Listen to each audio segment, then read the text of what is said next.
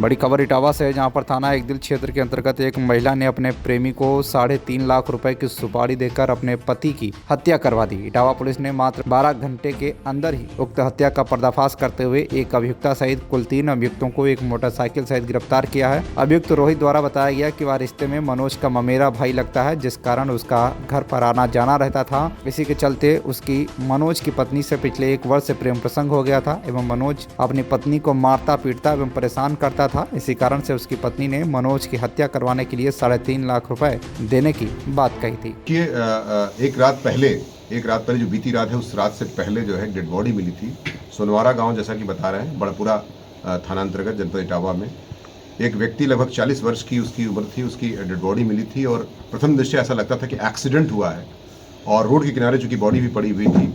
लेकिन इसमें चूंकि कुछ संदेह पैदा हुआ पुलिस को और तमाम और सूचनाएं मिली, तो इस पर एसपी सिटी, सीओ जसवंत नगर, इंस्पेक्टर बड़पुरा और ध्यानेंद्र जो चौकी वहाँ के चौकी के प्रभारी हैं, उन लोगों द्वारा काफ़ी उसमें मशक्क़त की गई। तो उसमें काफ़ी पूछताछ की गई, कुछ लोगों को टर्न अप करके पूछताछ किया गया।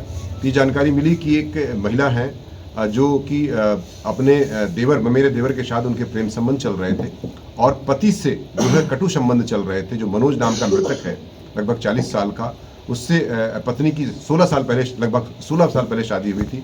13 साल का और 9 साल के 2 बच्चे इनके हैं और पति से शराब पी करके या किसी प्रकार से जो नाइतफाकियाँ होती हैं, मारपीट होती है, उससे आजिज़ आकर के इन्होंने, जैसा कि बताया कि मेरी प्रेम संबंध मेरे देवर से हो गया था। एकदिल थाना क्षेत्र के लोग दोनों रहने वाले हैं और इस प्रकार से इन्होंने फिर इसी दौरान अपने मेरे देवर के माध्यम से मरवाने का और पैसे की लालच देकर कि 3-3.5 लाख रुपए देंगे तुमको, इसको अपने रास्ते से हटवा दीजिए मनोज को। तो इसी परिदृश्य में फिर ये जो रोहित नाम का जो मुख्य अभियुक्त है, इसमें रोहित और राहुल दोनों सगे भाई हैं और दोनों जो है प्लान बना करके फिर आते हैं, शराब लेते हैं। शराब लेने के बाद उसको एक सर्टेन स्थान पर ले जाते हैं, एक मिक्सर प्लांट पर। वहाँ पर शराब पीते हैं। शराब पीने के बाद जो है ईंट से उसके सर पर कई बार वार करते हैं, जिससे उसकी लगभग मृत्यु हो जाती है। उसके बाद उसको चंबल नदी में फेंकने लगे, मोटरसाइकिल पर लाद कर ले जाते हैं और चूंकि उस रात थोड़ा सा बारिश भी हो रही थी तो मोटरसाइकिल स्लिप कर जाती है और स्लिप कर जाने के बाद बॉडी जो है, जहाँ पर जो गांव बताया मैंने, वो वहाँ पर वो फिसल के गिर जाती है। तो ये लोग घबरा करके भाग जाते हैं और जब तमाम और तफ्तीश की जाती है, पोस्टमार्टम रिपोर्ट देखी जाती है, घर वालों की कंप्लेन आती है कि अचानक कैसे मृत्यु हुई, चूँकि ये लोग कह कर ले गए थे कि हम नुमाइश ले जा रहे हैं इनको। तो इस परिदृश्य में जब कायदे से कड़ाई से पूछताछ की जाती है अधिकारियों द्वारा, एसपी सिटी, सीओ द्वारा, तो इसमें तमाम तथ्य सामने आते हैं। इनके द्वारा जुर्म का इकबाल भी कर लिया जाता है और तदनुसार इन लोगों को गिरफ्तार किया जाता है और गिरफ्तार करने के बाद इनको 103 BNS के तहत, जो 302 होता था, उसके तहत कार्रवाई करते हुए जेल भेजने की कार्रवाई सुनिश्चित की जा रही है। सर, इनका प्रेम प्रसंग कब से चल रहा था, क्या जानकारी मिली है? लगभग 1 से 1.5 साल के आसपास बताया गया है। 1.5 से 2 वर्ष भी हो सकता है।